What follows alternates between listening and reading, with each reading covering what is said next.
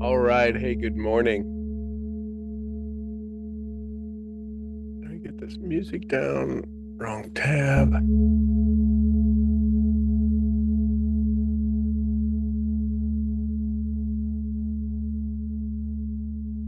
All right.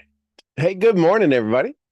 Good morning. Good morning. For those of you that I've not had the privilege of spending some time with, my name is Sean Murphy.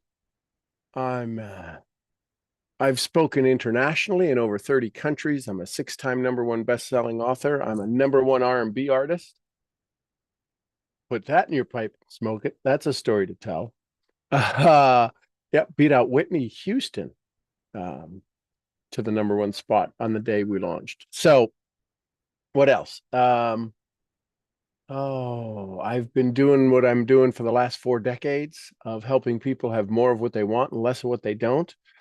And today we're going to have a conversation that is about you remembering that you're the founder, the CEO, the company owner, the creator, the person who is doing it all to make it work.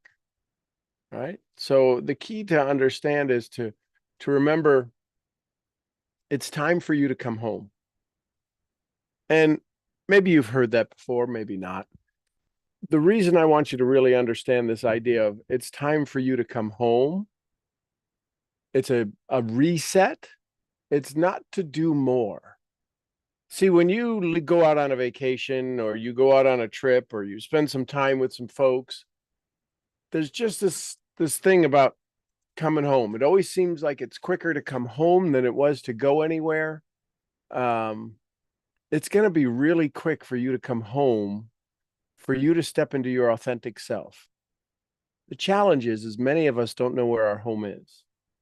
We don't know what it feels like to be home. We always feel a little bit on edge, a little bit challenged, a little bit questioning who we are, what we are, why we are. So maybe for just the next few minutes, uh, you can allow yourself to go home, to come home, to be home. Because here's the thing, this isn't about fixing you. So many people say, I have the fix. There's no need to fix you. You're not broken. You're not behind. You're not lazy. You're not unmotivated. You're simply carrying more than anyone else can see. And all of this stuff you're carrying, the majority of it was never yours to pick up. So for the next little while, you don't have to carry the business. You don't have to be the visionary, the fixer, the one who should know better. You don't have to be the one. Here, we come home. Not to hustle, not to hype, to remember. Simply remember. Take a big breath. Breathe into simply remembering, allowing your authentic self. You're not here to learn more. You're not here to remember what you already know. And to let remembering settle into your body. Right? You're here to remember what you already know. It's in your bones. You feel it. So the key that you'll hear in every self-help book, every self-help training, every network marketing, every business, small business, every entrepreneurial skills, the first game is the inner game, self-mastery. That is the absolute pinnacle of all success because the tools work. The game works. The question is, what's causing you delay? It's the inner game. So many of you already know what you should be doing. I should be making more calls. I should be making more exposures. I should be, and we're shooting all over ourselves. We know what we should be doing. there's a silent war going on inside. And that silent war is, well, I'll be seen, fear, perfectionism, pressure, exhaustion, all of these things. This is going on the inside. Because I can tell you, if somebody looked at you on the outside, they probably wouldn't describe you as exhausted. They said maybe a little tired. They'd probably say, well, they like things organized. They may not call it perfectionism. Then when they start to see your goals and where you're at compared to your goals and what you're doing to try to get to your goals, they may then say, oh, wow, they're trying to make it too perfect. Done is the new perfect. See, you're not under motivated. You're not unmotivated.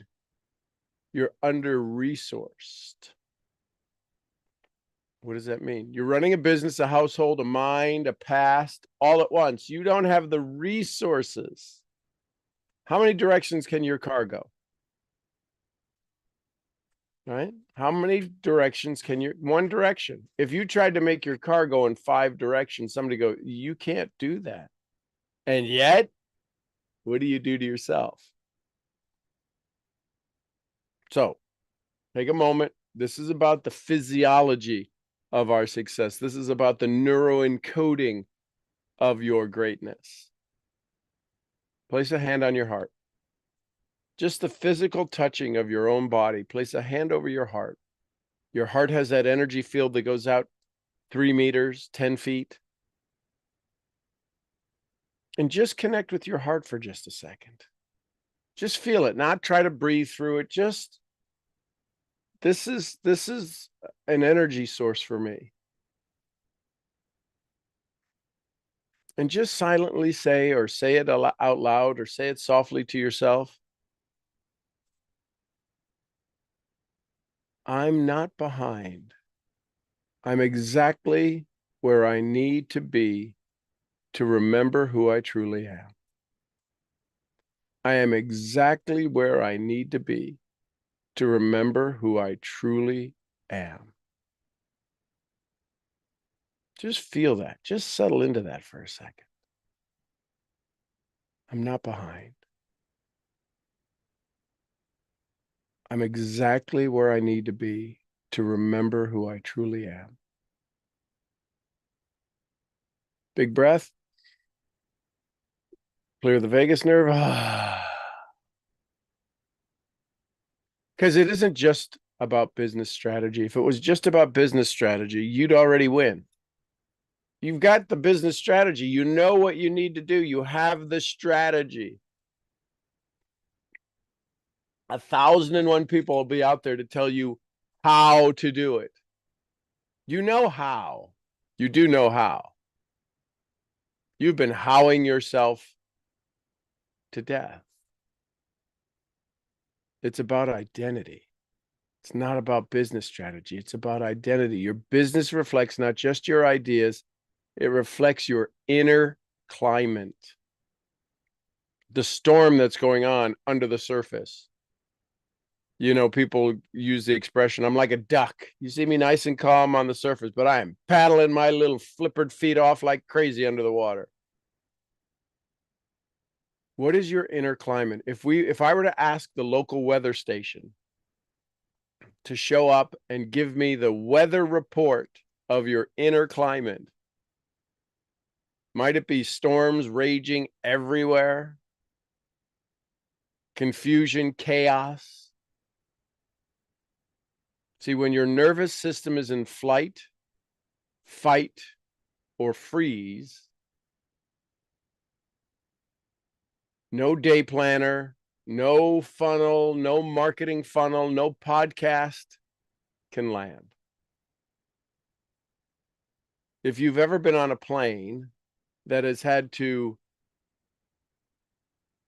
go to a temporary airport because the weather was too bad, at the current where you were going to land, the weather was too bad. They said we're rerouting, we're detouring to another airport.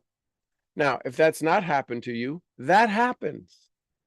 I've probably been on a dozen flights. Now, Oh my gosh, that seems like a lot. Well, it's not a lot compared to how many flights I've taken. So the reality is that sometimes the things you are wanting to do in this calm outside perspective, you don't wind up doing them because the chaos of the internal climate, the internal weather pattern, the internal success pattern inside of you doesn't allow for you to journal, doesn't allow for you to do your gratitude, doesn't allow space for you to build your podcast, doesn't allow space for you to do your daily actions from 9 a.m. to 10 a.m., whatever the time is. I can promise you, if you had to do some life-saving treatment, dialysis or something, you would show up at the right space at the right time for your appointment to get the thing done you don't want to do. But you know that that's the only way you can heal yourself, get your body into a healing state. Well, I'm talking about getting your body into a success state, and that's the inner work. So let's offer grace to the part of you that feels scattered. How do we offer grace? And I love that. That's offering grace. Simple phrase, and I love that. Well, I don't love it. Well, guess what? What you think about and think about, you bring about. Your whole body shifts if you say the words, and I love that. I am absolutely in a chaotic state, and I love that. You'll feel it shift. When you offer grace to the area of you that feels scattered, the part of you that doesn't follow through, that gets inspired and then disappears. The part of you that gets inspired and says, I'm in, I'm doing this. I've got my big goals. And then the one who set the goals never shows up. Offer some grace to that person. Because here's what, today is a new day. Today's January 1st. You can set a New Year's resolution today. You do not have to wait for January 1. 365 days are coming. Whether it's day 150 or whatever day it is, or day 1. What's that phrase they say? Well, I'm going to do it one day. Day 1 is better than one day. Does that make sense? See, offering grace to that part of you that feels scattered or disappeared, it's not weakness. That's your wounded self asking for a breath. You're not here to power through. You are not here to power through. You're here to partner with yourself. The one of you that knows. See, the one of you that disappears isn't the one that set the goals. The one of you that gets frustrated isn't the one of you that set the goals. The one of you who says, I'm not enough, isn't the one that knew you're enough and capable when you set the goals. So the first thing, the number one thing, the most powerful thing, the most creative thing, the most freeing thing is wrapping yourself around yourself and not allowing others to dictate how you're supposed to be today. The challenge is so many of us have never actually taken control of who we are. We've never been our authentic self. We're afraid of it. You might be a little too much light for those around you. You might be a little too much joy for those around you. Bonus. You might be a little too much. And so we keep playing to their expectations instead of our potential. Why do people like to hang around some older folks? I just love hanging around Bobby, Mr. Miller, Mr. McConaughey, whatever his name is. I just love hanging around. Why? Because he says it like it is. It's funny. It's comical. I was on a call last night, and somebody had said something. I said, you know, if my grandmother was here, here's what she'd say. You're fat. Of course you need to do, you're fat. You'd be like, oh my God, you didn't say that, did you? You just knew it was coming. It wasn't said as anything mean. It's kind of like just poking at the truth. So my point is, number one, to go create your success, the first thing you will have to do is get control of your inner self, your self-critic, your self-praiser. What if instead of you self-sabotaged, you self-supported? Oh, I always sabotage myself. What if you always supported yourself? What would change? Everything, right? So now the next question is we live in this world of how. How is the most searched word on Google, on any search engine? How? How is this? How is that? How is the premier thought pattern when somebody goes to look for something, they want to know how, not why. So how do we get strategic clarity? Number two. First, number one, inner game. Number two, strategic clarity, the map. So let's shift from inner to outer. Many of you already know the tools, the paths, the strategies. Find an audience, talk to it, give them a chance to raise their hand and provide value. That's kind of it, right? Build your customer journey. What is your customer journey? Many of you, if I were to ask you, tell me your customer journey, at some point, for the most of you, for most people who are listening to this, if you were to give me your customer journey, you know what the challenge is? The challenge is that the rails would run out before the engine ran out of steam. Meaning, your customers want, wishes, and desires to be on your track. The track will run out and they'll get lost. People need direction. Now, the exhausting part is where we are constantly guiding them. If there's no track, no rails for them to run on, you are going to become exhausted. You are going to become frustrated and you're going to disengage because you can't keep them on the path anymore. What if the path had rails on it? What if instead of giving them a car with bad steering, you gave them a track to run on? We say this all the time. What's the track for them to run on? If a football field, soccer or American football, didn't have goals, didn't have boundaries, you'd never know how the game was being played. So here's some ideas for your strategic clarity. What's your what's your SP? I think it's strategic positioning. What is your story about what makes you unique? What makes you unique? Your USP, that's it. Unique selling position. I knew I would get it. It'd come to me. Your USP. What is your USP? What is it that you do for your customers?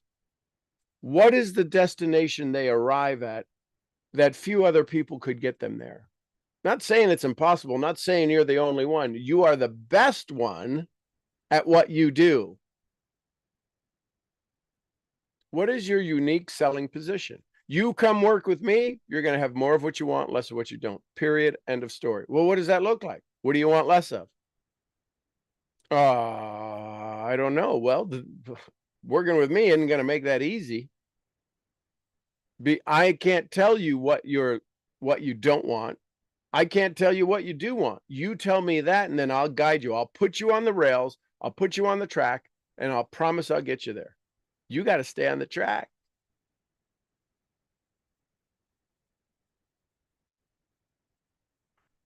right? At Disney, they have you buy the pass, the pass that gets you ahead of the line. You come back at a particular time, you set an appointment to get on a ride at Disney, and you go back and the line is much shorter. You pay to play. Literally. You go to play at Disney and you pay to get in, and then you can stand in line with everybody else. That's what most people do, is they pay to get into their success model, their business model, and they buy books and they buy trainings and they buy this and they buy that. Then when they really want to play, when they want to play more, when they want to play stronger, when they want to play more games, when they want to play more experience, they buy another pass. Now, could you imagine, what do you think would be the story?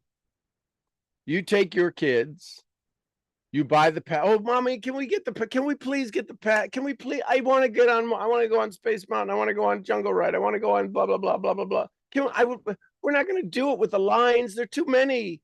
And then you buy the pass. You're like, oh my God, that was another $200. Oh, yay, we got the pass. And then you don't show up.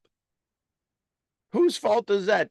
Are you yelling at Disney or the ride? We couldn't get on the ride. They'd be like, you didn't show up. See, when you tell stories like that, it becomes logical. The reason people kind of lose their shiitake when you start talking to them about their own successes, they don't have a story they can relate it to. They don't really think that it's their responsibility. They think it's your responsibility because they're paying you money. I've joined your network marketing company. You should make me successful. Sorry, buddy, it doesn't work that way. Doesn't work that way. I can't, Larry Thompson would say, I can't do your push-ups for you. I can't lift your weights. I go to the gym every day. I don't. I go to the gym every day. I do my workout. I can't do your workout too. I mean, if you thought about it that way, it makes perfect sense. Yet there's a word that people use called entitlement. You think you're entitled to them doing the work for you. See, that's another thing. When you sponsor somebody and they tell you that they're going to go to the top and they're going to get healthy. I want to use your workout program. I'm going to lose 40 pounds. I'm going to be the healthiest. I'm going to be the sexiest I've ever been. I don't need praise loops. I want performance. Don't tell me what you're going to do. Show me. Get out of my ears and into my eye. Don't tell me what you could do. Show me what you can do.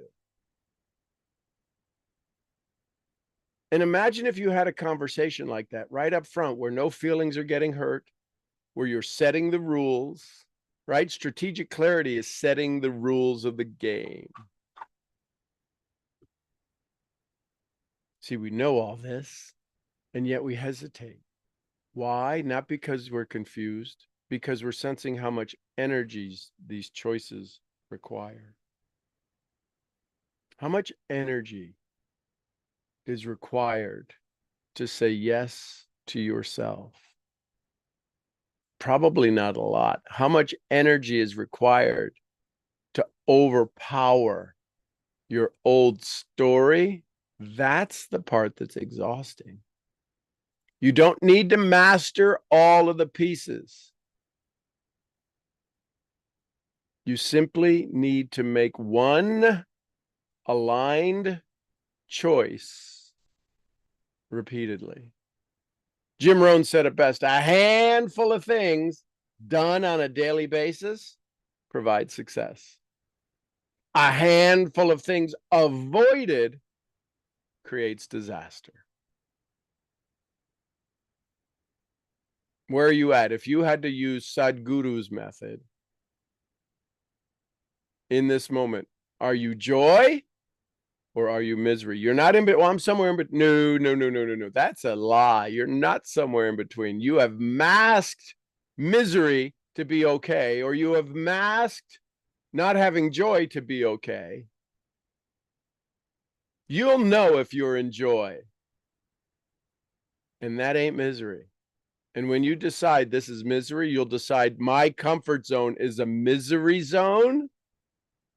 You then have a choice. And that's where life gets interesting. That's where life gets confusing, frustrating, aggravating, is that you know you've got you here. So, what would be the one offer? The one problem you solve? The one customer need you care about? The one rhythm that supports you? Ask yourself, not from fear, from clarity. What am I ready to simplify? Not to scale, to breathe. What am I ready to simplify?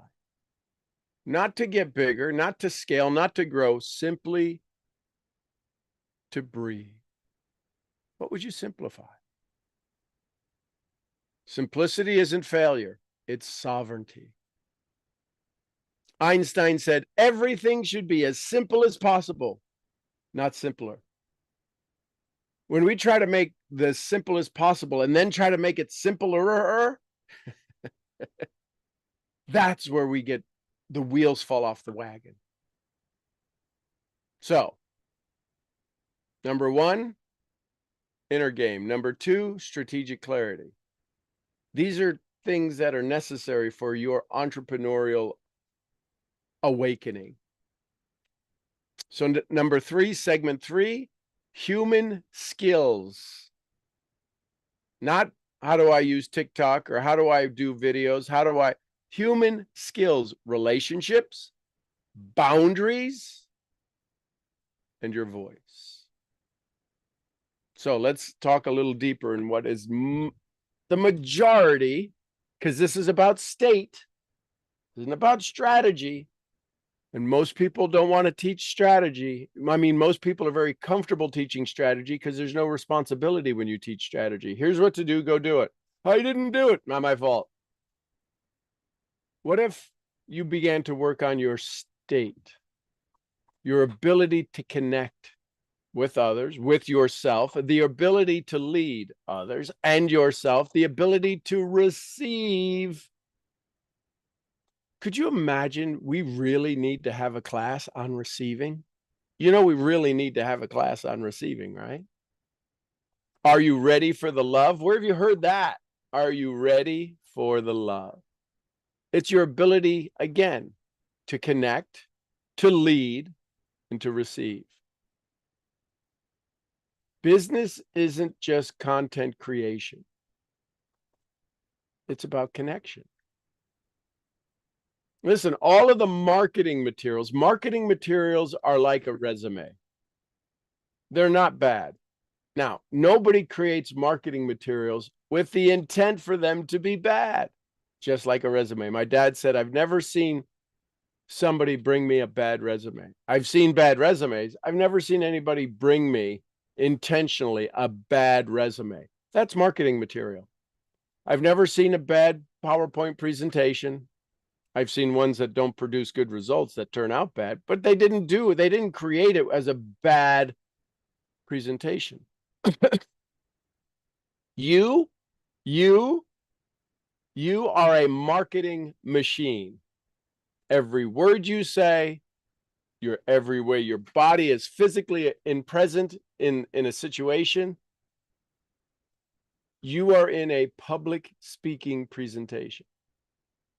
And how much of the words count for a successful presentation to an audience? 7%. And I know people that's all they focus on, and they wonder why they're having a 93% failure. You look at their business, 93% of their presentations miss the mark. 93% of their business partners quit. They're focused on the words. They're focusing on the one thing that is probably the smallest thing of how they could show up.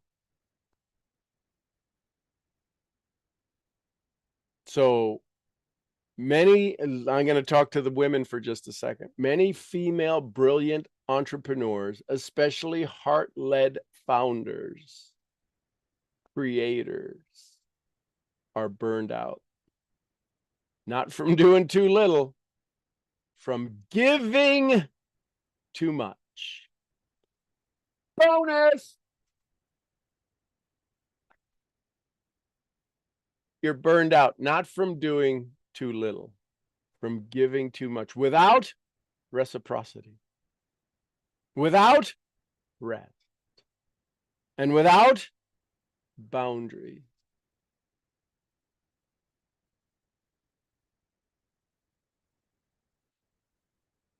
If you are a heart-led founder, a heart-led leader, there's a good chance you're burned out. And it's not from doing too little. It's from giving too much. And from giving without reciprocity. Without giving yourself a rest. And without not a single boundary. You know how to nurture others. You know how to nurture others and take care of them and help them have more of what they want. You also are nurturing the boundaries that protect your energy, which there probably isn't any. So put your hand back over your heart and say, I'm allowed to say no. Oh, don't pass out on me. Say, I'm allowed to say no. Here's the thing that's going to send your parasympathetic nervous system a little awake. Your sympathetic nervous system is going to really get charged up here, the fight, flight, or freeze. I'm allowed to say no, even to good things. So I can say yes to what keeps me alive. See, a lot of times we'll say yes to good things that don't keep us alive. It keeps us numb. I'm allowed to say no, even to good things, so I can say yes to what keeps me alive. Not surviving, alive. You don't have to become someone else to lead your business. The only way you can get to the next level of what you want is to lead through who you already are. When you're resourced, when you have enough of your resources, when you're rested, when you have enough of your energy, and when you're reconnected, your light and your life has some amazing experiences. So number 3 was your human skills, right? Outer game, inner game, outer game, human skills. Next one is systems and rhythm.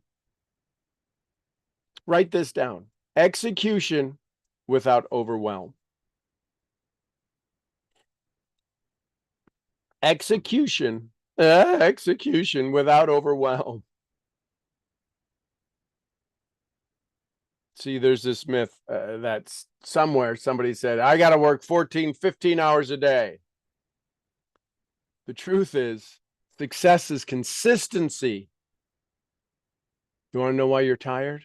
Because success is consistency over intensity. We don't need 90-day runs in network marketing. We don't. We use them, 90-day runs, for most things. A 90-day push, a 28-day push, a 38-day push, a 16-day push, or blah, blah, blah. Pick a number. Hard 90. I think that's the hard 90. No, it's daily, consistent things. The truth, success is consistency over intensity. Let's rewire the pattern of all or nothing. Let's normalize. Think about this. Normalizing Small, sustainable loops. How about a weekly CEO check-in with yourself? If you were the CEO of your company meeting with the CEO, if you were the director of the board of directors, if you were the head of the board of directors, meeting with the CEO, and you asked for an update,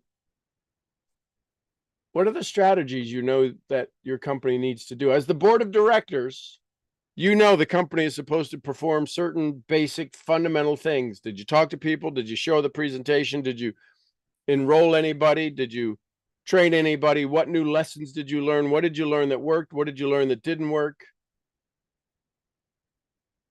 Those are questions I ask myself regularly. Well, that didn't work. Okay, so what's the solution? What would work?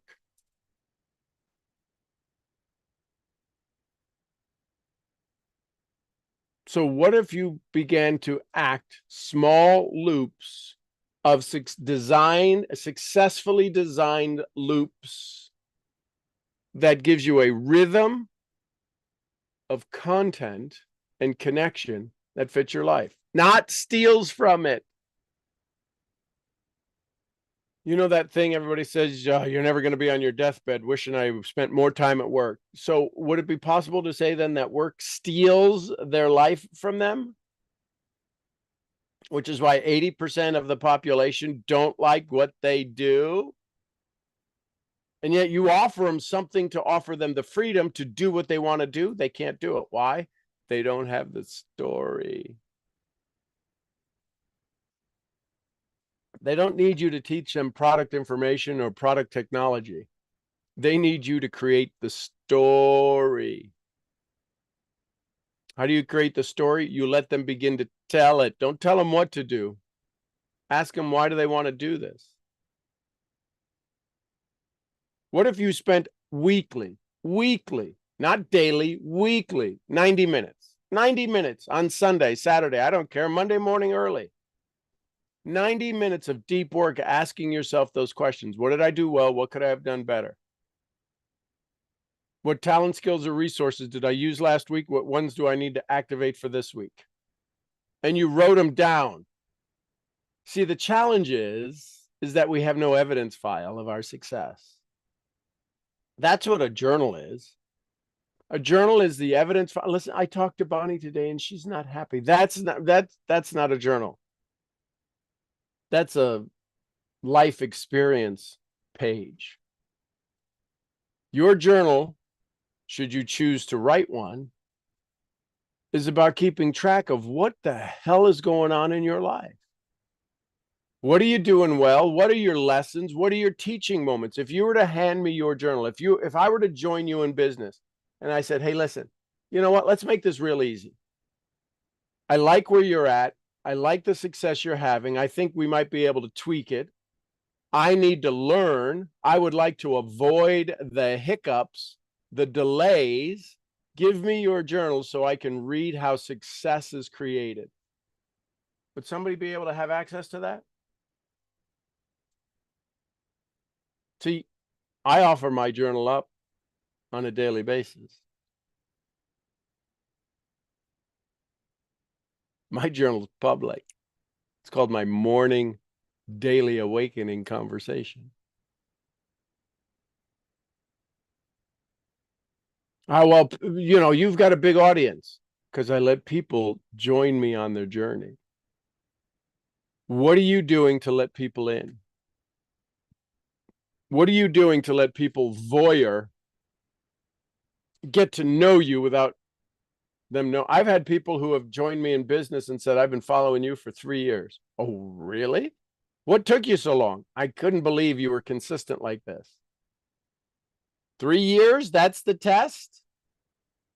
Good Lord, I hope you don't test your eggs that way. I wonder if those eggs are good. I'm gonna just watch those eggs for 3 years. That's probably not a good idea. See, you don't need a better to-do list. You need a better relationship to how you do you. In my creation time yesterday, I came across this idea in my mind. Your subconscious cannot read your to-do list. Your subconscious is only reading your done list. Your subconscious doesn't read your to-do list, which is why you have trouble doing it. Now, your subconscious can read your energy of your to-do list, but it can't read your to-do list. If you're looking at your to-do list and that'll make you happy, your subconscious is reading your unhappiness. I hope that translates to you. I really hope that does. Man, I have all of these goals. I have all of these wants. And if I got those done, I'd be happy. Well, your subconscious is reading your unhappiness going, I don't know what this crap is they're writing down because it's sure not changing anything. They're still unhappy. So now they link writing goals to your ideal desire is to be unhappy. It's called an identity shift. So you don't need a better to-do list. You need a better relationship with how you do you. Maybe your new mantra might be I don't hustle to prove, I build to sustain. I rest to receive. You ever stand on a beach and watch a sunset?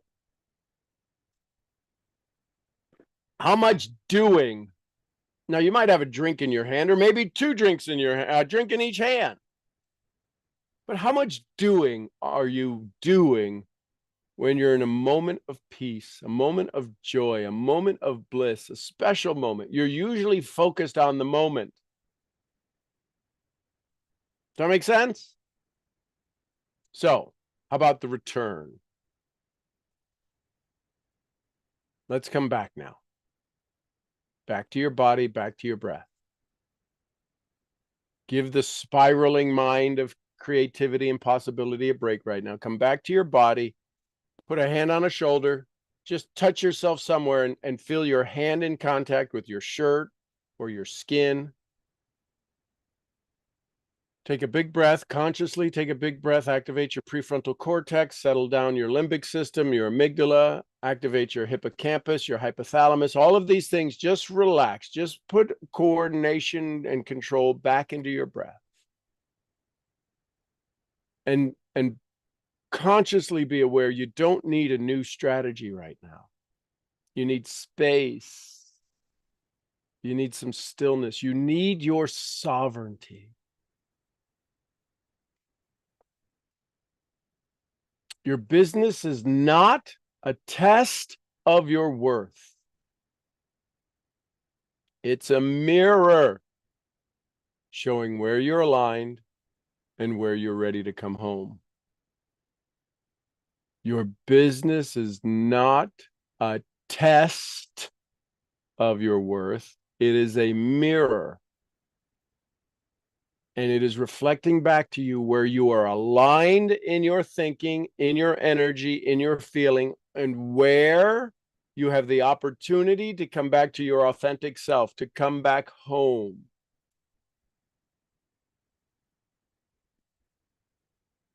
So, in wrapping this up, place a hand over your heart. If you learned something today, say this: I forgive the version of me who didn't know me. I bless the version of me who's still learning me. I trust the vision of me who's ready to build again from love, not lack. Breathe that in. Clear your vagus nerve. Feel the release. And just listen as I say. You can say the words to yourself or let them just settle into your subconscious. I forgive the version of me who didn't know me. I bless the version of me who's still learning me. And I trust the version of me who's ready to build again from love, not lack. You're not behind. You're becoming. I can tell you this: the world is a better place because you're in it. Keep going. Keep attempting. keep learning, keep falling more and more in love with you. Take a big breath. Feel that flow into your system. Become aware. And know this. You're ready. Say, I'm ready. I'm ready. If you're ready, say, I'm ready, right? Jim Rohn would say. Okay, take a big breath, stretch, get some water, drink your coffee, whatever it is that you're doing right now. And we'll get started in about 30 seconds.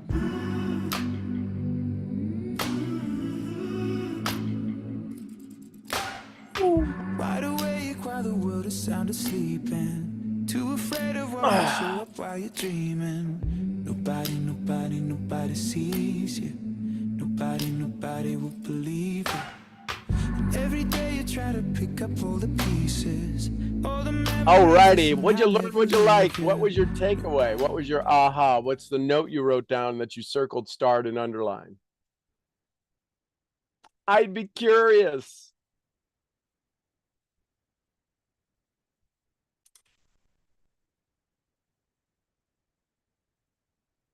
Good morning, AJ from Serbia. You know I'm gonna say something about that. Boy, if you don't stop playing. That t-shirt looks great on you, I gotta say. It is. It feels awesome. That's actually, by the way, here's a little thing just before the note here. The company that produces that clothing line, the owner is a friend of Big Mitch, by the way. Oh wow. Yeah. Here, So, take a screenshot. Say I'm helping Big Mitch grow his business. I did take 4 already, Skippy. You're you're late to the party, buddy. Hey, listen, I just wanted to say, when I grab my little gray friend here, Right. and notice how I'm happy to grab my journal now. Yeah. I've been thinking about that. So what happened last night at 11 o'clock at night was that I had an epiphany in terms of business. Which version of you? The version that is adopting the 7-figure DMP now. Okay. And that's acting as that person. That's in the description over there. So hang on. You know, I'm taking you deeper. So was the epiphany had by the 7-figure version of you, or the 7-figure version of you finally was awakened and the you that was lacking had the epiphany? The 7-figure version of you already knew it. Yeah, I think the latter. And that's the reason why. Wouldn't it be fair to say that it's okay for you to teach you? Oh yeah. Okay, good. Yeah, definitely. Continue on your path. The last line in here, you probably can't see it, but the last line in here says, "What a moment. Wow, I'm having chills and goosebumps and my eyes are watery. Can't wait for the upgrade SGM has to offer." That's literally what I wrote down as the last line over here. Because what happened was, so this side hustle of mine, so just to set the stage quickly, I have a side hustle that's a cash out service, right? So people come to me with cryptocurrency for whatever reason. That's not my business. I don't care where they got it or how they got it or whatever. So they send me cryptocurrency. I give them cash, either as a bank transfer or just cash in person, and that's it, right? I started taking that business seriously from this month. And if right now it's June 11th, yeah. If I just sell the stock I have right now without buying anything else and then reselling later, if I just sell the stock I have right now, I'm on a trajectory to make around $3,500 this month from this side hustle. And is this your biggest month? Oh yeah, by far. Yeah. In this business, yeah, by far. Okay. And the epiphany happened. Let me just not paraphrase it, but actually give you the wording. So this is what my thought process was last night. I was thinking to myself, I mean, talk about the DA topics. LOA, law of attraction, attracting success, letting the money come to you instead of rushing or chasing it. And after having a WDW moment, it hit me that my P2P business is a live, living, and breathing example of the success I have in utilizing law of attraction, and DA knowledge. I'm on a trajectory to make $3,500 this month. And I'm literally sitting and waiting for the money to come to me, because how this works is there's this marketplace. And by the way, just an hour ago, I was approached by a guy that's in the group. Apparently, they have a group. I didn't even know. But apparently, they have a group, and it's 40 of them. Those are the biggest traders in the country. And they basically manipulate the price, right? I mean, they do that, obviously. So they're the market makers. And they approached me because I was lowballing all of them, and I had most money in stock. I had like $15,000 in stock. Most of them had like up to five. They approached me. They're like, "Hey, join this group. Let us tell you something." And then they explained me how it works. And I was like, okay. So I realized last night that I get the work done. I post the ad, and I have money in stock to resell later at a different exchange rate, right? And then I literally just wait for people to come to me, and they do. And despite the fact that I offered higher rates, which means people need to pay more money for my stock, I was the one getting clients to come in, and other people were not. And just since this morning, I've already sold like $6,000 of stock. And I was like, this is, I mean, talk about everything we talk about in here. This is literally, I was sitting at home this morning. I was having breakfast, doing my skincare, whatever, and just, pound notification, pound notification, pound notification, sell, sell, sell. I'm like, wow, man, this is crazy. And then I went back and read so this is an entry from last night. I read it, and I kind of made like 3 asterisks here. Yeah. Like to make it like a big entry over here, because it's super important. And I realized I had a business masterclass by myself last night. That's just what you were saying. I had a moment with myself, and the only thing it took me to get there is, so this is the second point of the entry, changing the way you look at things and doing things in a certain way. This led me to this moment right here and being able to understand this philosophy. Wow. That's word for word what I wrote down. And I mean, talk about business 100001. So yeah, thank you for the stuff you're teaching us, man. This is real good. You're welcome. What I would do is I would offer you a chance, upgrade moment, to sit in the value. You seem to be a little bit more money. You seem to be easier to find. There's a variety of things that make you the odd duck that 40 other people are going, hey, what's this person who's outstanding, who's standing outside of us? We need to try to figure out how to bring them in. Rather than go that direction, not saying you wouldn't join the group. What I'm saying is rather than focus on the recognition, focus on the reward. Not for you. Why is it that people want to buy from you? What is the value they're getting? Every time somebody exchanges with you, right? The advancing man, Science of Getting Rich, the advancing man, you provide more in use value than they're getting in cash value. So I would encourage you to figure out what is the value you're giving them that they're not getting anyplace else. Is it speed? Is it ease? What is the value? Because people are paying for the value you offer. Is it your energy? Do you make them feel good? Do you not challenge them? What's the challenge? I do think I make them feel good because I always add these little notes. Thank you for your time. Thank you for your well, and in Serbian, I told them "Hvala vam na saradnji," which literally means "Thank you for bringing your business to me." And then all these, I mean, I get these transactions done in like a minute or 2 minutes tops, right? And I get them this just few little tweaks here and there, make them feel important, thank them for their time, thank them for their, bringing them business to me. And yeah, and when these people approached me, so this one guy that's apparently the head of the group, he just messaged me before adding me to the group. And he was like, this is not really how you do this business. And initially, I gotta say that he got the better of me initially, because I said, I do think that how I run my business is how I run my business. Wish you all the best and see you around. And then he he was persistent. I gotta say that he was persistent. He was like, no, no, we have a group. We have this. I mean, they have this order or whatever that they follow. They have their own rules. And initially, I gotta say that I told them that since we are literally in the money business, we're exchanging money. I told them I can lowball all of you because I got more money than all of you together. And if I want to lowball you, I'm gonna lowball you. And if you don't like it, go cry somewhere else. And then after 5 minutes, I realized what I wrote down, which is not the greatest business etiquette, probably. Not the advancing man. Nice. Not yet, definitely not the advancing man. So I was like, okay. Um, I said, okay, you know what? I'm sorry for my acting out. It's just that nobody ever approached me like this.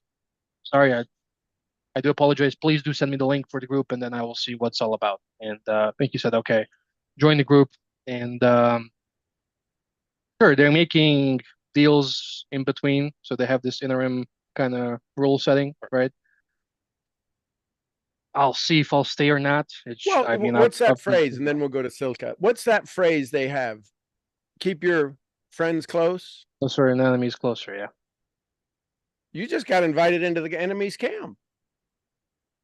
You didn't have to go, man. How do I find a way in? How do I how do I sneak into that? You got an invitation. Hey, listen, I don't know if I'll bring you. What you might want to be remembering is that they want to look for control, right? Significance and certainty. That's what they're looking for. Significance and certainty. Their lives are in pain. You're dealing with uncertainty and sharing, which is why people are showing up with you. So you can go in and say, listen, I have no idea there'll be tremendous value in here. My goal is I hope that I bring some value to the group. Law of reciprocity says is, oh yeah, you could teach us a lot of things. Or we'll teach you. What you're always looking for is you're looking for a way to find out where they're at. You're looking to see how their GPS is set. From what place are they starting? You are sitting with enough self-awareness, enough self-confidence that you can't be influenced by them. You can only gain more knowledge, and knowledge is power when it's applied. Knowledge is power. No, it's not. There's a bunch of smart people I know who are broke. Knowledge isn't power.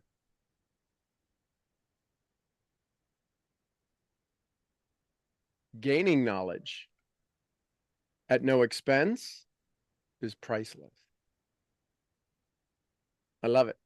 Hey, Silka, good morning. Good morning, Sean. I love your sexy t-shirt. It's almost form-fitting. It is. I'm telling you, I'm down to 205, and I'm just so glad that I don't have to. It's like, oh, I can't wear it. I can't breathe. So I You love don't have it. to hold it in anymore? I got rid of my girdle. Ah, very good. Now I forgot what I want. Oh, hang on, my alarm is, I need to turn off. Well, I wanted to actually talk about something else, but just Sure. what you said is knowledge isn't power. I don't agree with that at all. I think Sure. knowledge is power as long as you use it. Well, that's You my can, point. Is that's what I said. Knowledge isn't power. Knowledge becomes powerful when you use it. right. I mean, otherwise you Totally don't. agree. If it's just sitting in your head, it's not doing anything. So Right. yes, I guess I must have missed that part. Anyway, I overslept somehow this morning. I don't know if I didn't set my alarm or it's just pushed snooze. I don't know. I woke up and it was 4:15 and I'm like, oh. Anyway, what I caught you when I finally got on, what you were talking about. So I don't know what you were talking about before, but you were talking about when you talk to people, when you give presentations, it doesn't really matter what you say, but how you say it. And I've heard that before. So how can I change things to make that more the most important part of giving presentations or sharing whatever I have for someone to be interested even? So that is a powerful self-introspection question. Most people never ask that question. They just want to know how. They don't know how could I become more connected to the person I'm speaking with. What I found that works is when you sit down, allow them to direct the agenda. Now, you're not going to go if you're there to talk about your business, you're not going to talk about apple pies. Apple pies may come up at some point, but that is not the focus of your conversation. So what I have done in the past, what I found that makes it real easy for me to engage with somebody at a level they're ready to engage at. That's the key. Oftentimes, we go with the intent to enroll them. I go with the intent to next step them. Next step could be getting started. Next step could be I need more information. So rather than me go through the entire presentation with an anticipatory mindset that they're going to get started, I want to find out where do they want to get started, not how, where.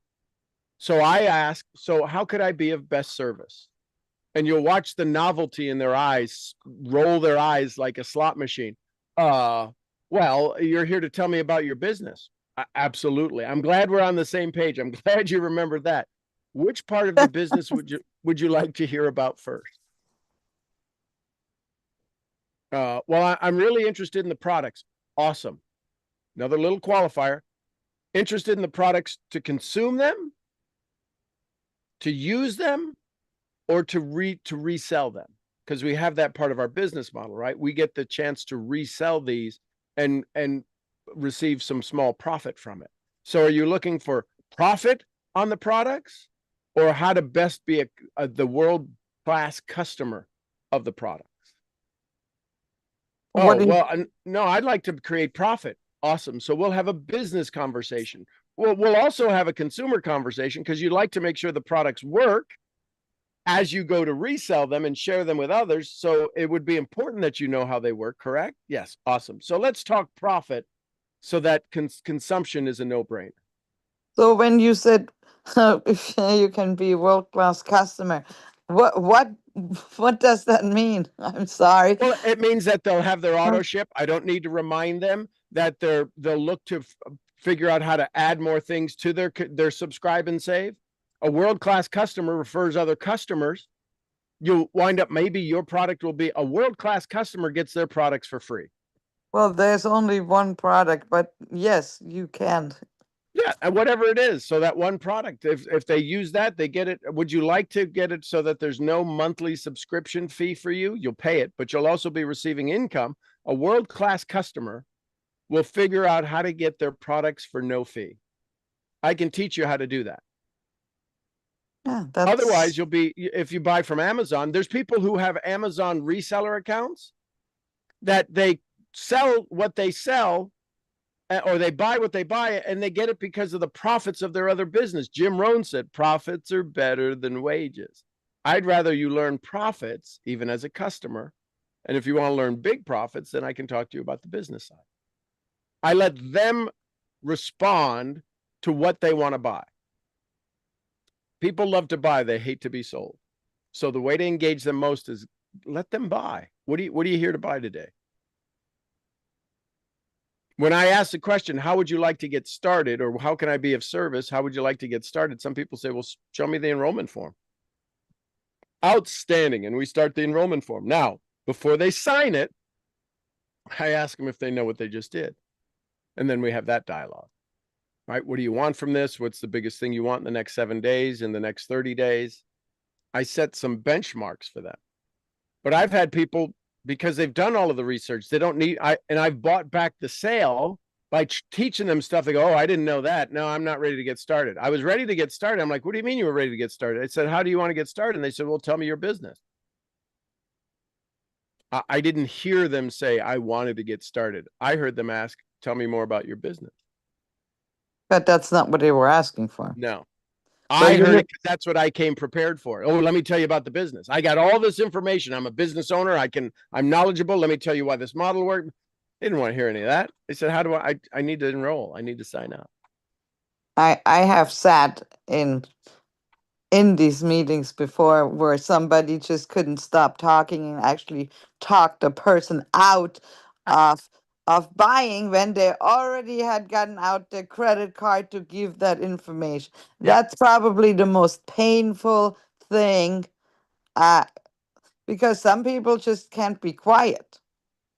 No, they love to hear themselves talk. They're their best audience. 100% Well, yeah, correct. but it can, like you said, you weren't hearing what the person said because you had your own agenda in your head. At Well, least I that's what swear I I heard heard, you. right? The challenge is I swear I heard what they said, but I only heard what I said in my mind. They didn't say it, but I did hear it. Oh, tell me about your business. I want you to impress me. That's really what I heard, but that's not what they asked for.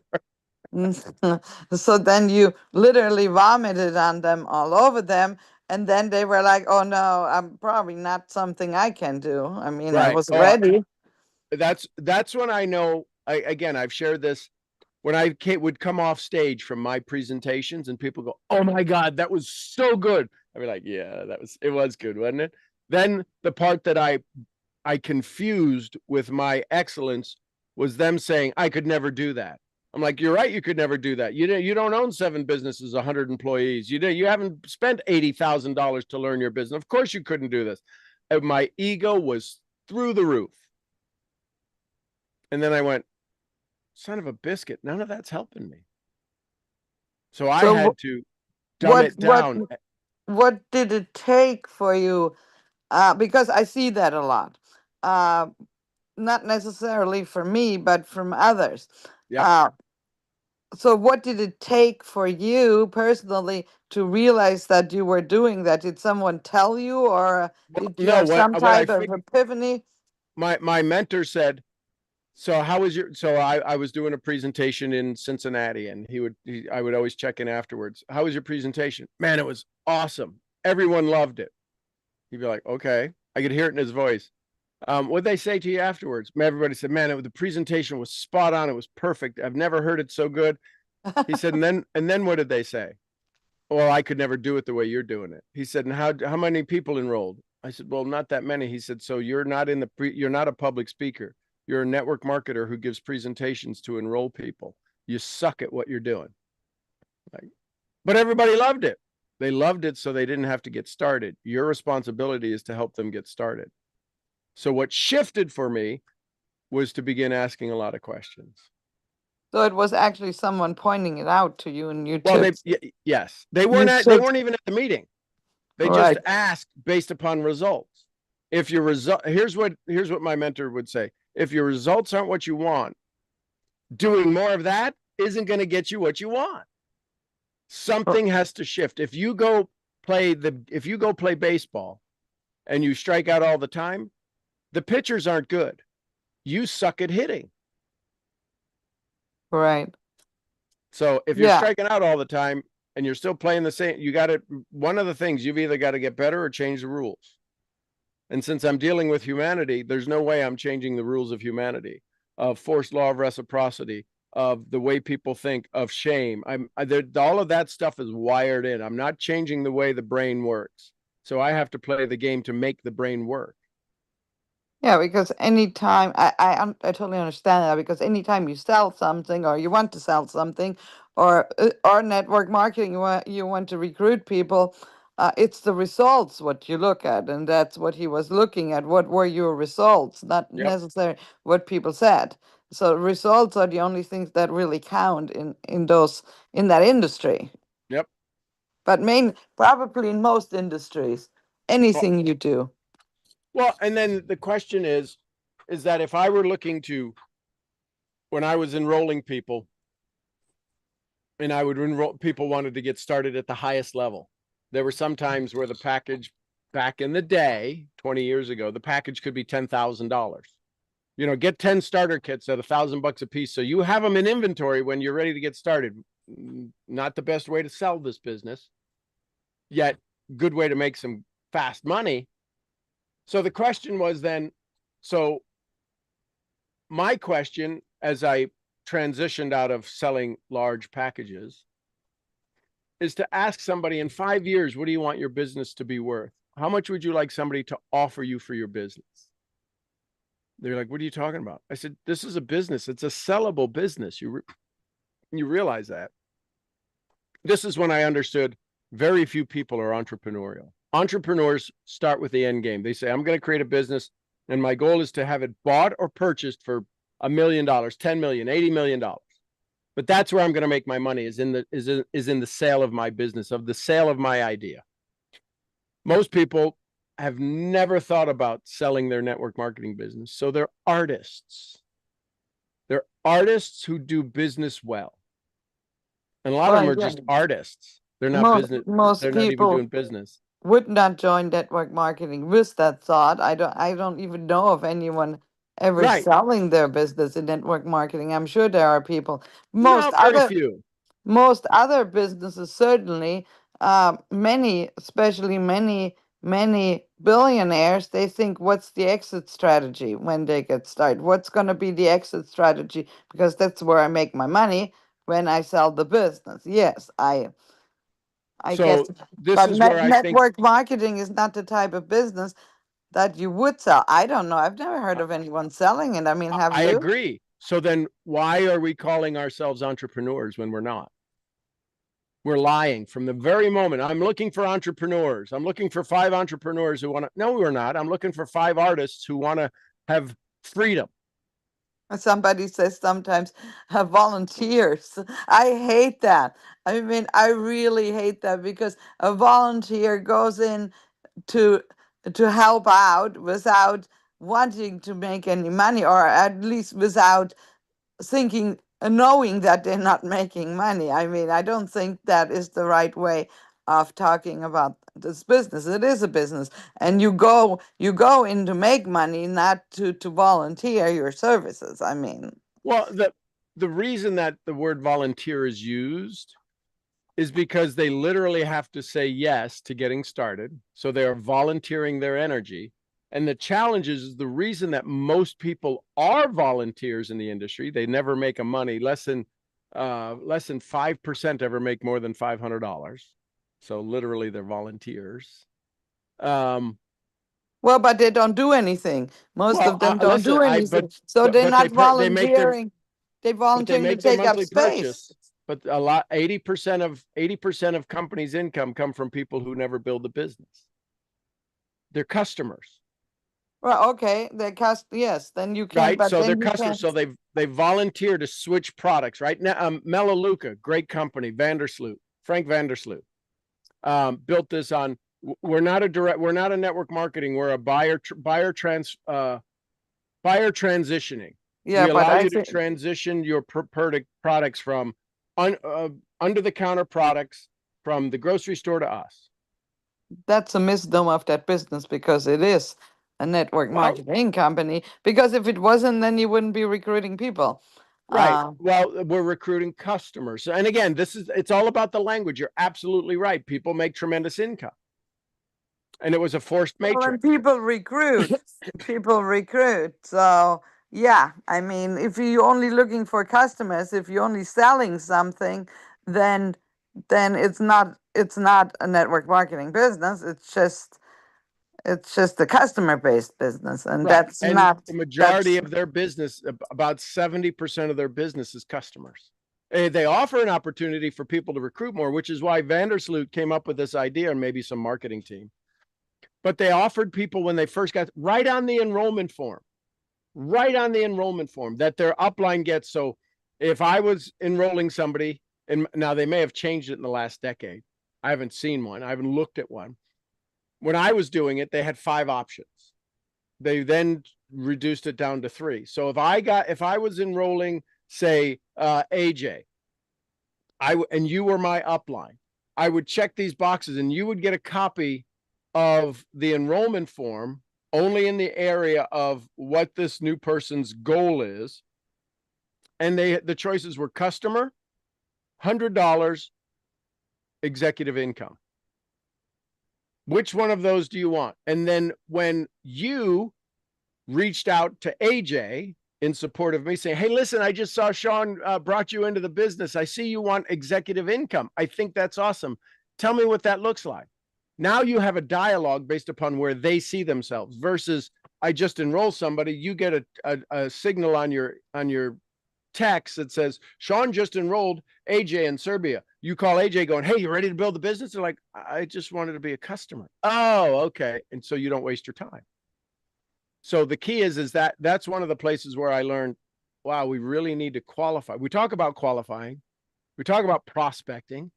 We never prospect the level of pain they're ready to experience. Well, and they don't know the level of pain that they're ready to experience when they start. Because and I think what's really, it's a draw, but it's also, it can be, the other side of the sword. They see people making millions of dollars, and they literally think that within a month they can make that too. I mean, that's always been the most bizarre thing to me when people literally think that, and then they don't want to give it. Gee, how long does it take to build like a normal business to profit? Some of them 3 to 5 years till they make profit because they have huge overhead. You don't network marketing, you don't have huge overhead. You have very little overhead, actually. So people just don't understand, I think. And I Which think is why it would serve us all well when somebody says, well, I want to make $10,000 this month. Is that possible? 100% yes, possible. yeah. My question to you is, when's the last time you made 10,000 in a month? Tell me what you did. Oh, well, I've never done it. Okay. So would it be fair to say, if you wanted to make that and it's possible, you're going to have to do things that you've never done? When's the last time you did things you've never done? When's the last time you went through a executive learning process, a master's degree of skills? When's the last time you've done that? Never. Would it be fair to say you're probably not ready for this? We can work towards it. I don't want you to blame the system or me because you won't do the work. Listen, I'm responsible to you, not for you. If I let you go and say, I'm going to go let's get started, sign here, we'll make 10 grand. And then I got to show you the rest of the story on Tuesday. I did that. I enrolled people like that. Well, I'll tell you how it really works on next Tuesday. You didn't, I wish I'd have known this beforehand. I'm like, I got tired and exhausted trying to fix my own mistake. That's when I said, okay, straight up, are you ready or not? And if you're ready, tell me what you've done in the past. Tell me what experience you have to create that kind of income. Well, I see everybody else doing it. I know everybody else is doing it. Are you willing to do what they did? Are you ready to do what they've done? Well, what did they do? That's the question you need to ask. Are you ready to do what they've done? I don't know what they did. No, that's not are you ready to do whatever it is they did? Well, no, not really. So then let's readjust. Because I want your expectations to be exceeded, not underrated. But by then you've talked them out of wanting to do it. Listen, I'd rather them not get started and me be exhausted so I can go work with the next person. If your dreams aren't real to you, I'm not going to make them real. And if you don't have dreams, I'm not going to make you have dreams. I can't make you have dreams. I can't fire you up on something where there's no fire.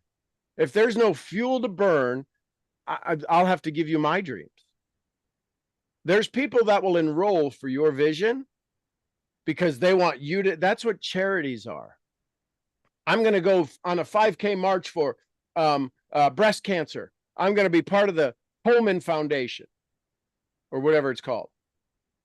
Okay, so you're a part of that. You're getting recognition for being a part of that. They give me a pink shirt because I'm now a part of this. But it's not doing anything for me. Yeah, I walked 5K, but I'm not a 5K walker. I didn't do it for my health. Oh, wow, I could go walk 5K and they benefit too. Good, I'll take that. But people say, no, are you going to join me in the walk today? No. Oh, so you're against breast cancer? No, I don't like 5Ks. I simply don't like to walk, right? Right. So some people don't like to succeed. They just like to complain. And I realized that early on. And the complaining is, wow, you're so good. I used to think they were praising me. What they were really doing was giving themselves a chance to say, and I'm not. Paul Harvey finished the rest of that sentence. You're so good. And silently in their own mind, I'll never be that good. I used to think it was awesome. It was inspiring. No, it was demotivating. It was debilitating. My brilliance at being able to stand in front of a room and present and answer every question and any question in a public forum gave me significance like I never had in my traditional sales business. I thought it was I was a front of the room crack addict.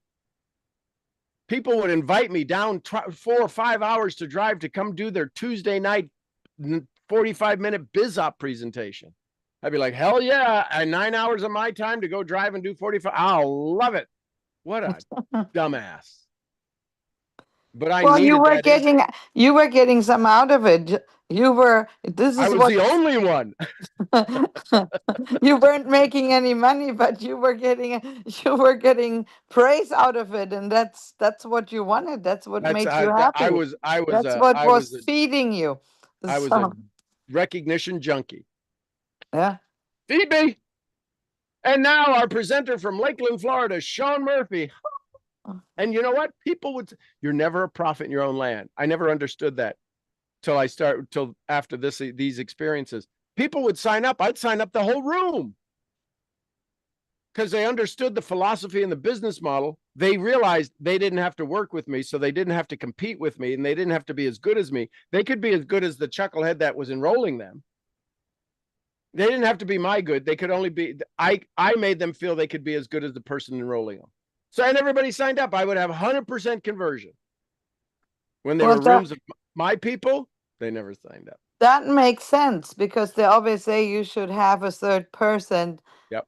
to validate this and to present for you. That I have heard. So whatever when you just said that, yes, because people, exactly. But I never understood why. It's like people don't trust you what you tell them because they see you in one light, like the knucklehead.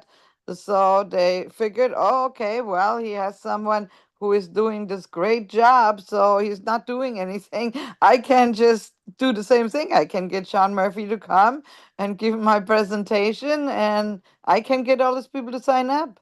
Yeah, I would like that too. Yep. Yeah, that makes a lot of sense.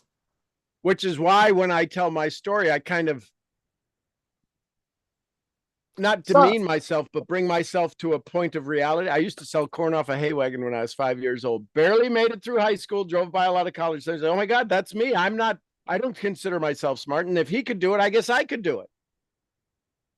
So it's a story that allows people to get on my bus and say, okay, I'll go where you're going because I've been where you've been.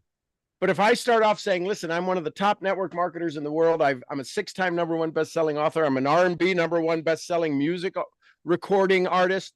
I deal with a top echelon of network marketing professionals on a daily basis. And I'm here to help you get started. They're like, holy crap, I'll never get there. Yeah, it scares people. If I say, though, listen, when I started off, right like many of you, I was 5 years old, had my first business. I was selling corn off a hay wagon on the farm. I grew up on a farm, barely made it through high school. I did okay and drove by a lot of colleges, really never darkened the door of a university.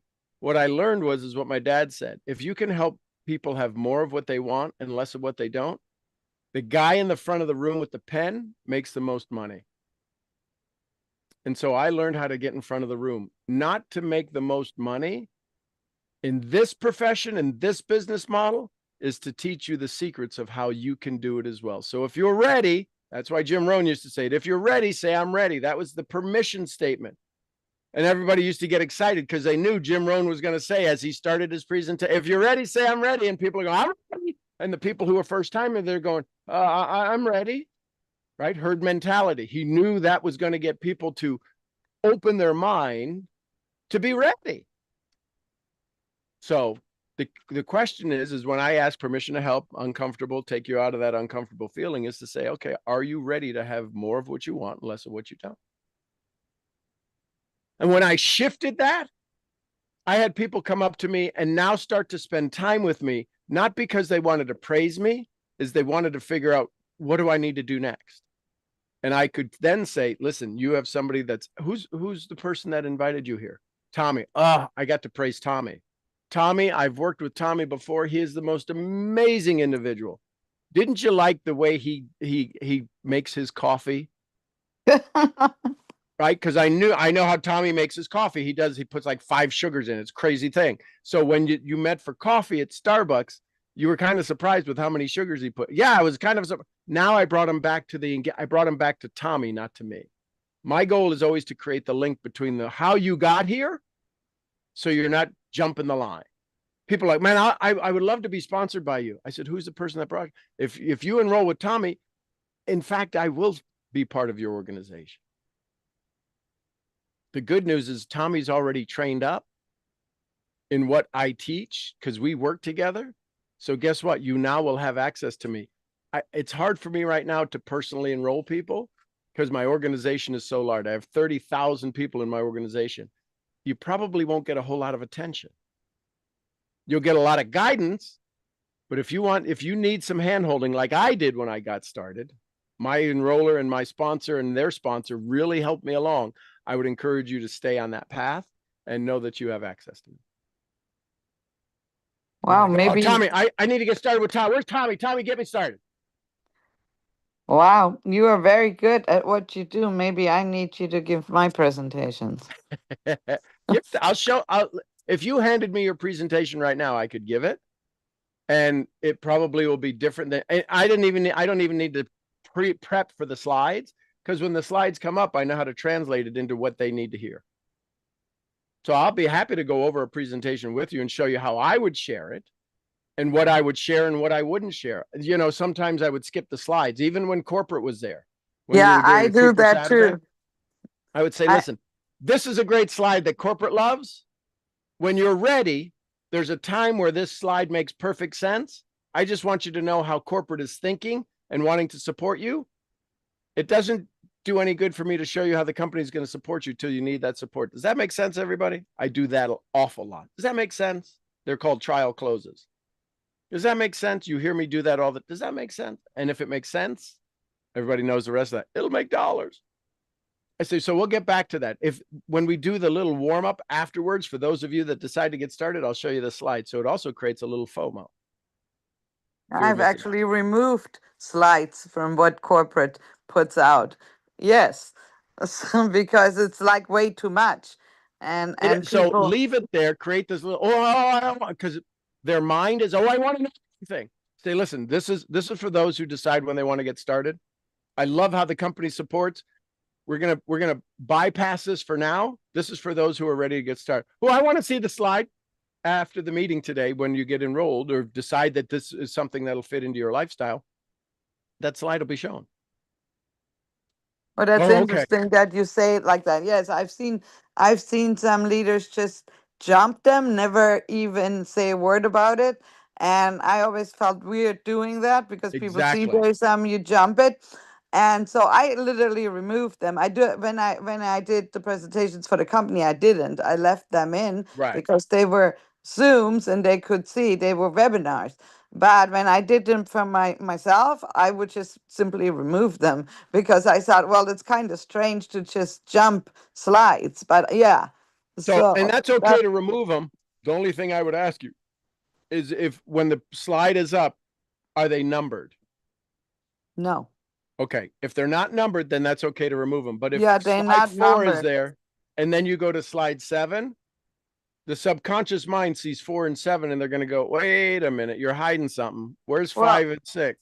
If that was the case, I would take the numbers off. Yes. You know, nowadays with all the technology, it's very easy to change things. But no, they are not numbered. So okay, good. And sometimes the way the order they are in just doesn't make sense to me.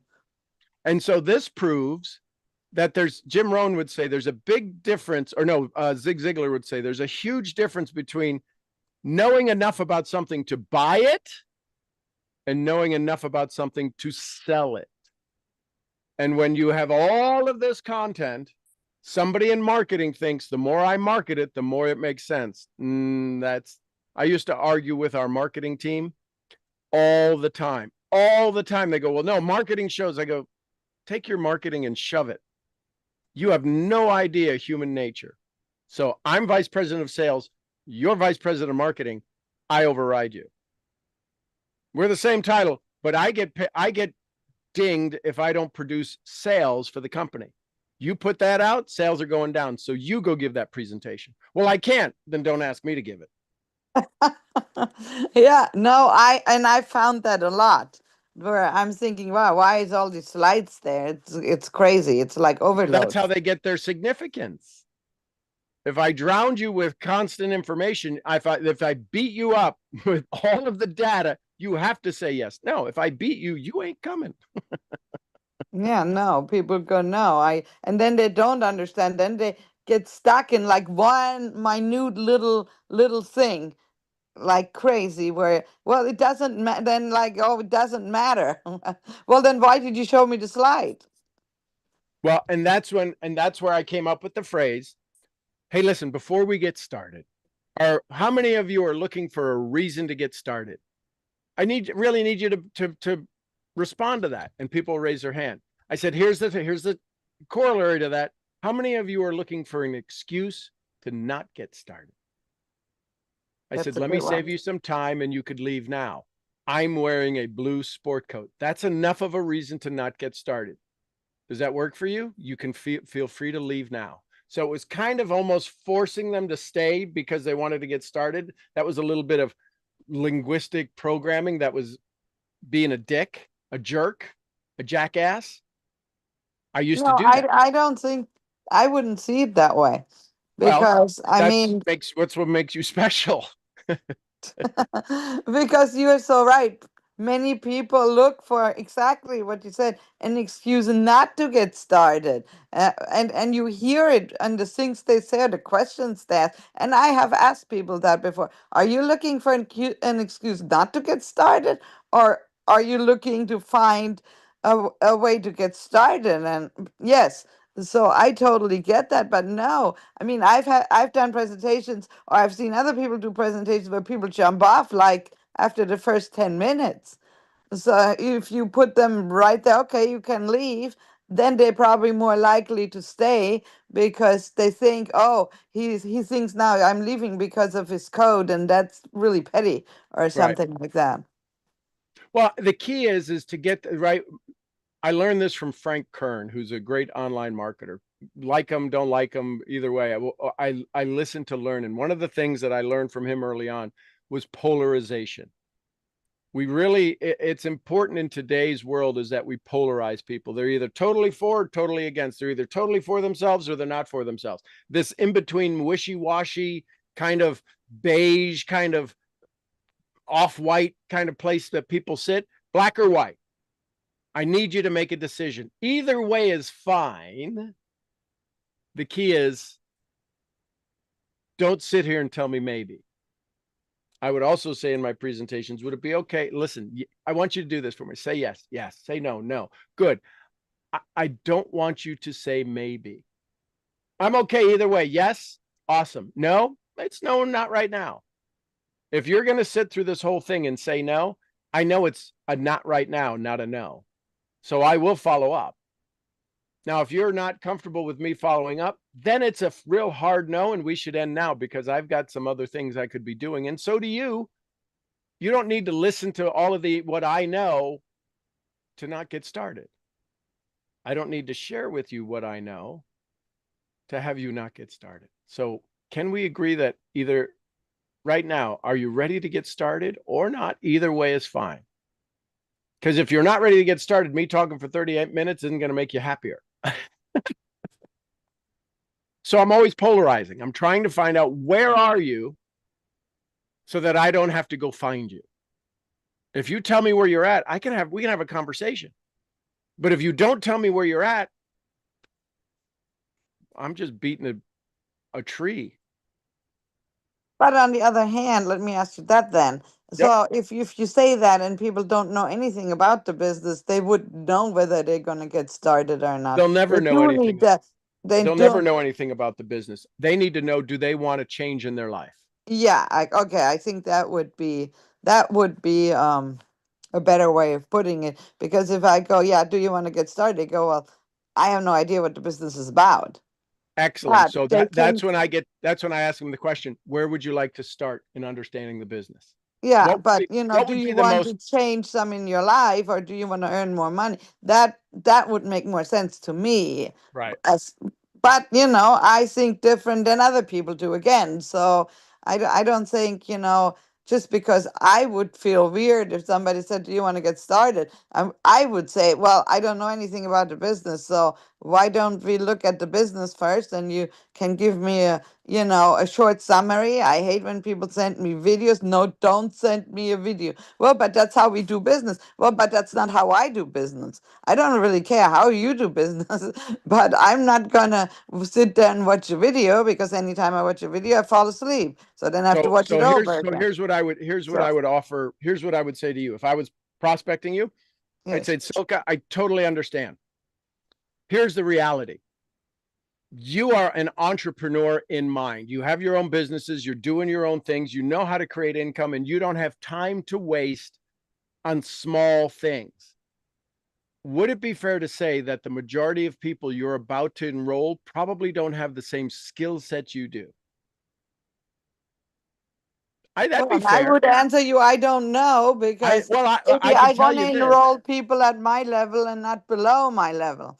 Right. Well, the key is that in order for anybody to make income in this business model, they need to be able to have a system that will find customers, that will find users of the product. They may never do anything with it, yet they'll do their monthly, they'll do their subscribe and save. And what this video is designed for, if you can put on a consumer hat, not the Silka, I'm a business professional, attorney, smart individual, sharper than the average bear.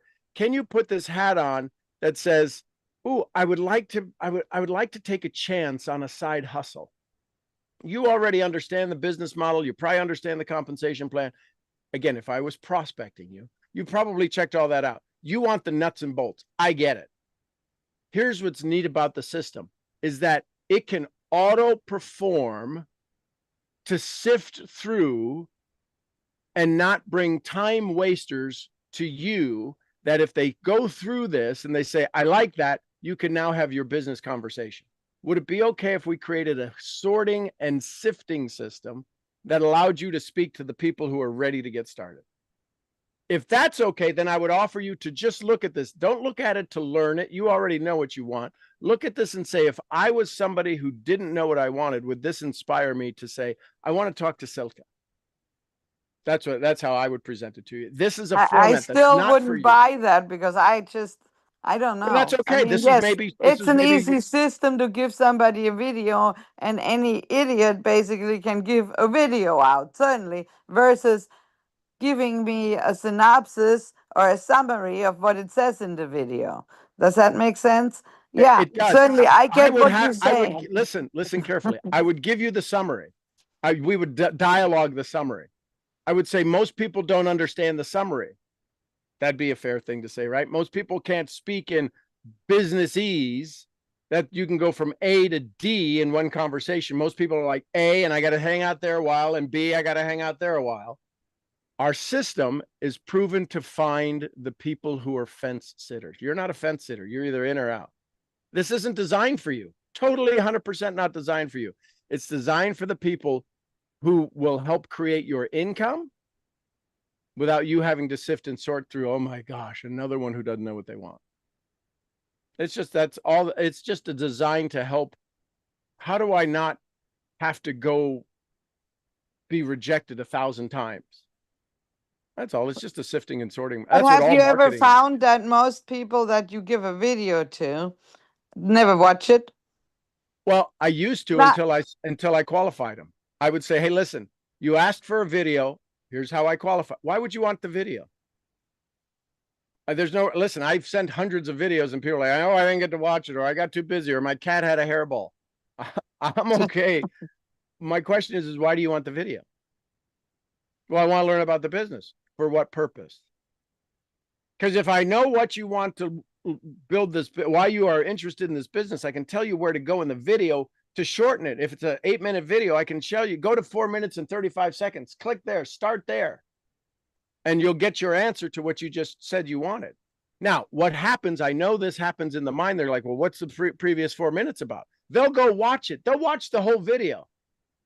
If I say, listen, all I want you to watch is from minute 4, about 3 minutes and 45 seconds, just fast forward. You can scroll it. It's a YouTube video. Scroll to 3 minutes and 45 seconds. Click play. You will hear your answer. It'll be over by about 4 minutes, 4 minutes and 30 seconds. 15 seconds is all it's going to take for you to watch this video. Go do that. And then I can probably call you back in 5 minutes, right? Because you'll just go watch they'll watch the whole video. Their subconscious mind goes, well, I need to know what's the rest in this. I'm going to say, don't watch the rest of it. The rest of it is just fluff compared to, it's not the answer to your question you just told me, which is why we need to know our material.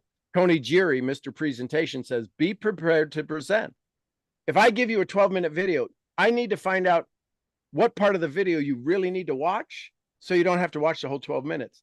If I say, don't watch, only watch this minute and a half, your brain is going to go, well, I need to know the rest of it. And you'll wind up watching the whole thing. Yes, because anytime you tell somebody not to do something, they want to do it. Exactly. So I understand humanity. I understand human nature. So I would do the FOMO. Don't watch that. Don't watch that. Watch this. And they'd be like, oh, but I want to watch it all. Listen, you can watch it all if you want, but I'm telling you, don't. So that's how for somebody like you, I would say, okay, so give me the specific you want. And I'll tell you exactly where to go in the video. But see, people will argue with me. They say, no, you must watch the video. And they refuse. They literally, and I've had this happen because I always do that. Somebody sends me a video. I'm like, no, I don't watch videos. Which means they have no idea and I human go, nature. can you please just give me the summary? I mean, you can voice clip it. Just a short summary of what the video says. That's all I need. That's all I Which want. means they don't even understand their business. No, and they usually don't do it, and they fight. And then I'll say, "Well, you still haven't sent me that," or no response at all at the point because they are so, um, I want to say short-tracked, but maybe that's not the right word. Well, In they're their looking mind for the that excuse. I must watch that video or, the earth is going to fall down because that is the way they were taught and there's just no other way. But there's many different ways. And I think people sometimes don't understand that. When I'm asking for I want that specifically. I don't want another video sent to me. That upsets me actually because you're wasting my time now.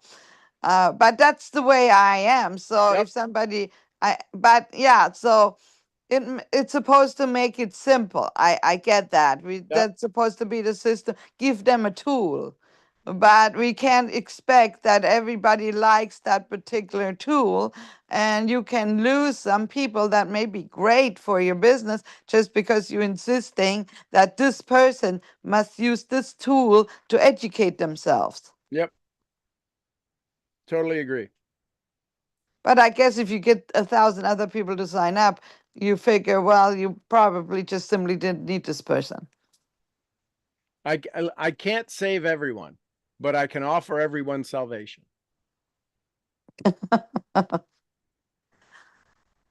Well, that's me. Thank you very much. You definitely answered my question about the presentation. Yep. And listen, here's the neat thing.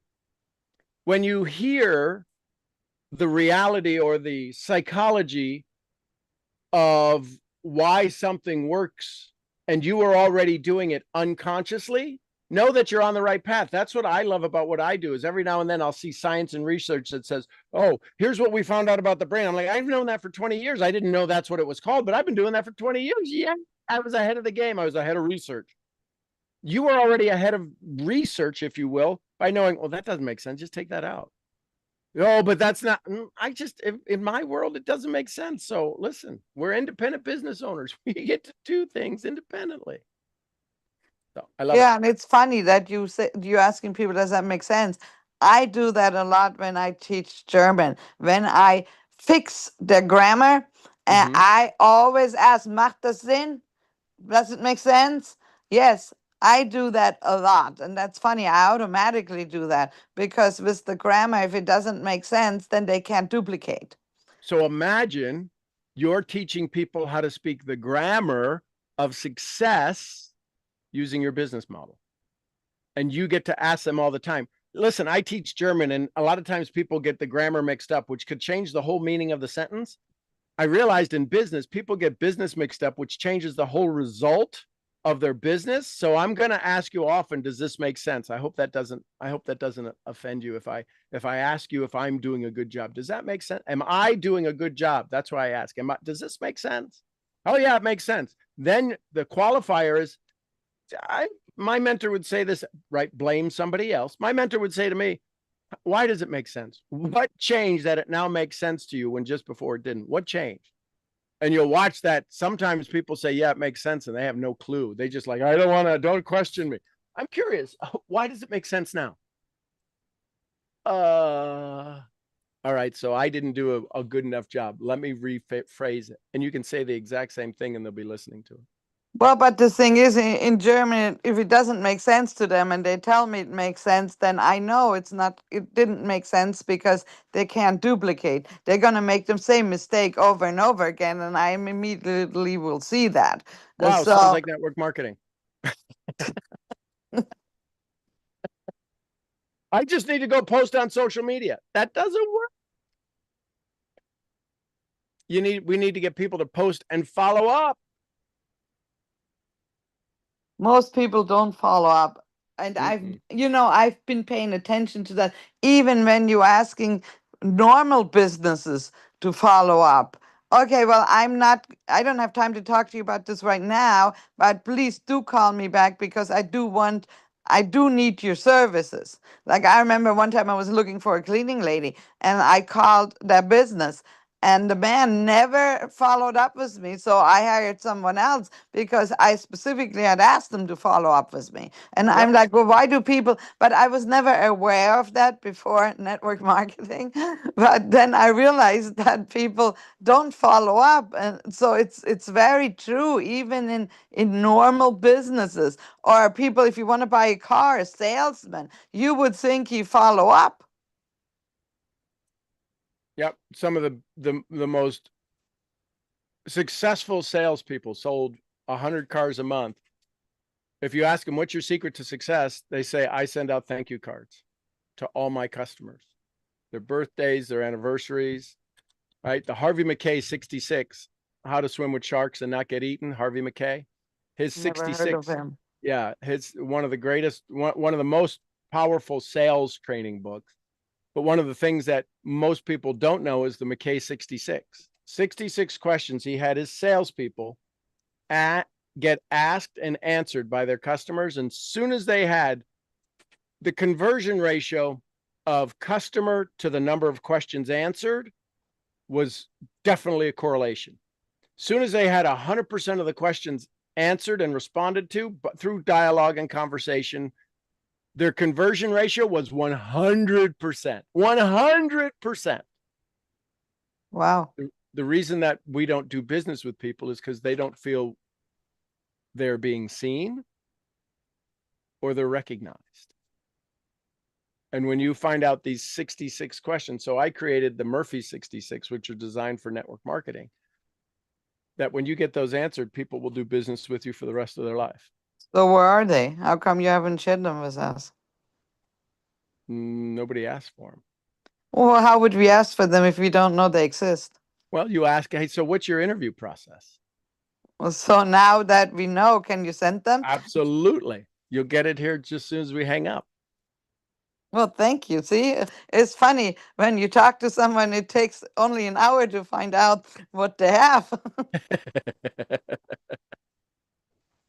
That's a strategy. And listen, one of the things that I offer people is when you get the 66 questions. Now you can Google McKay 66. There's a PDF. Mine are pretty McKay? much the same. Yeah, you just Google McKay 66 questions, and you'll get the PDF. It'll pop up in your search, Google search, McKay 66, and You you'll see mean all there of it. isn't a Sean Murphy 66 that I can Google? Probably you could do the Murphy 66. It might pop up. It might pop up as one of my pages. So I'll put them in the chat. Absolutely. I forgot I had them until you asked me this question, because I'm not interviewing people. But yeah, I made that a decade ago. Wow. Well, I didn't know you had them, so I didn't know to ask the question. Yeah. And you'll be surprised. People, do I really need to know that? I'm telling you, when you get the answers to those 60, I think it's actually 76 questions, because yeah, there's the McKay 66 in the chat. AJ put it there. Well, let me see if let me just Google the system real quick, because I'm not even sure if it's on the hard drives that I have plugged in, but let me just Well, see. AJ at least knows how to spell McKay. I wouldn't have had any idea. Murphy 66. I didn't get that. Could you try again? I don't know who that was talking. That was probably your Siri talking. Oh, probably. So yeah, there's my Murphy 66. Let's see here. Social. So 2017, 2024. So this one's probably the most updated. So let me just drag this in here. So I'm not even sure what that one says. Okay, so there it is. Lifetime relationship rapport questionnaire. Yep, there you go.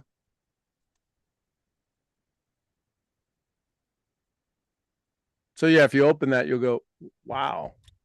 So I want to know their background. I want to figure out what's the background. What did I send it? I didn't send it yet. Sorry. There it is. You haven't sent anything. Yep, there it is. Now it's in the chat. And how do you copy it? You just open it and then. Well, no, I'm on my phone. That's why I'm asking. Okay, I'm not I'll on my put it. laptop. Yeah, can you just text it to me? Yep, sure. Because I'm on my phone right now. Like Yep. I said, I No, I'd be happy to. I barely woke up in time this morning. It was good that you didn't have an early stop Right. Exactly. like yesterday. But yeah, well, thank you so much for all this information. It is definitely most valuable and most appreciated by me, and I think probably anyone else as well. Love it.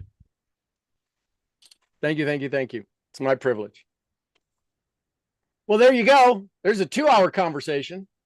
Man, this is some CIA question. It is. The reason that people do business with people they know, they like, they trust.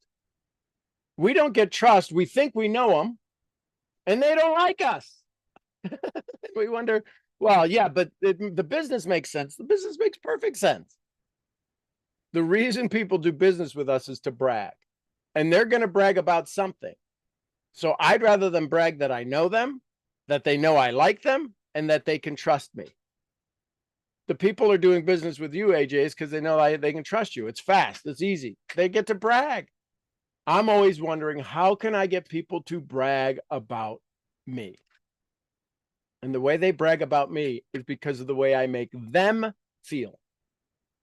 Period. There's people who brag about me because I really ticked them off. That's not what I wanted, but that's how it wound up. So there you go. Anyone else? Last thoughts, comments, questions, takeaways? I just want to say once again, I love the t-shirt, and I'm gonna be bragging about that. Thank you. You're welcome. All right, flex my lats. There you go. Get a little bit of. Bro, you're a proper Serbian, man. I love Thank you. This was great today. Good. And your last statement was you're not behind, you're becoming. So it all came in a full circle. So thank you. You're welcome. Thank you, Diane. And you are becoming. You are the poster child of becoming. And I love that. Love it, love it, love it. Any last thoughts, comments, questions, takeaways? Okay. I love you tons. I'm your head brain training. Find the 66 answers to the most powerful questions, Misfit. I'll see you all where? At the next event. Next event. Event. And somebody give me some Costa Rica. Pura vida. Costa Vida. We love you, Mark. And some Lydia. Peace Peace be be with with us. us. And if you us. made it this far in the YouTube video and you want the 66 questions, leave it in the chat and I'll figure out a way to get it to you. And the queen of helping you discover who you are at your core, Jessie Lee Ward. Boss Boss Lee. Lee. Boss Lee, we love you, girl, in a little white fluffy. Gurgly, gurgly, gurgly. Gurgly, gurgly. Gurgly, gurgly. All right, everybody, go have some fun today. We'll see you all tomorrow morning, bright-eyed and bushy-tailed. Till then, bye for now. Thank you, thank you. Love you Love guys. you all. Baby. You guys. Have a great day. Woof. Thank Go you. outside.